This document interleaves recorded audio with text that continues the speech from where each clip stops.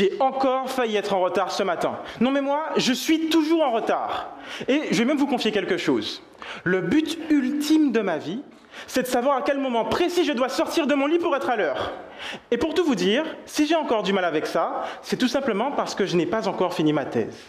En fait, dans ma thèse, je m'intéresse à l'optimisation multivoque. C'est-à-dire que je vais chercher à maximiser mon temps de sommeil tout en minimisant mon retard.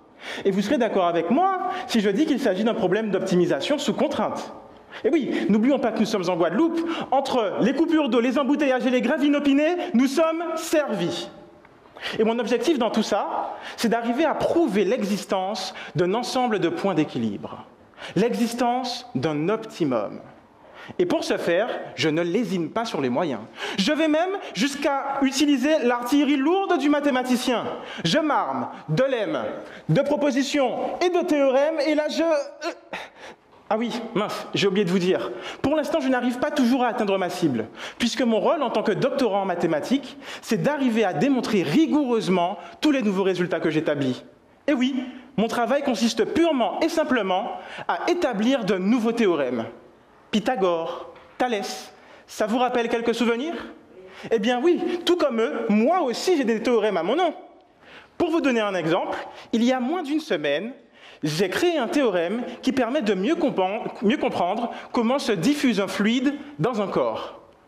Et vous savez ce qui est marrant? Retenez-le bien, c'est que ce type de problème se traduit à l'aide d'équations différentielles dites à retard. En fait, l'objectif final de ma thèse, c'est d'arriver à améliorer les concepts existants, à proposer de nouveaux concepts et à montrer leur performance au travers d'applications concrètes. Finalement, dans ma thèse, j'explore et j'enrichis le langage universel que sont les mathématiques. Mais oui, que l'on soit en Amérique, en Afrique, en Asie ou en Europe, 2 plus 2 égale 4, et ça sans Google Traduction. Et puis, qui ici ne s'est jamais pris pour Einstein après avoir résolu une équation au lycée?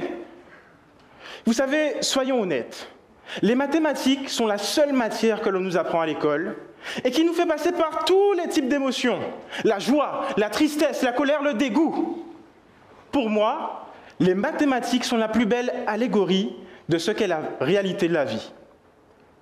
Elles vous ont tous fait rire ou pleurer au moins une fois. Et mes travaux, eux, aideront les chercheurs de tous les domaines. Mathématiques, informatique, économie, biologie, chimie, à ne plus prendre de retard.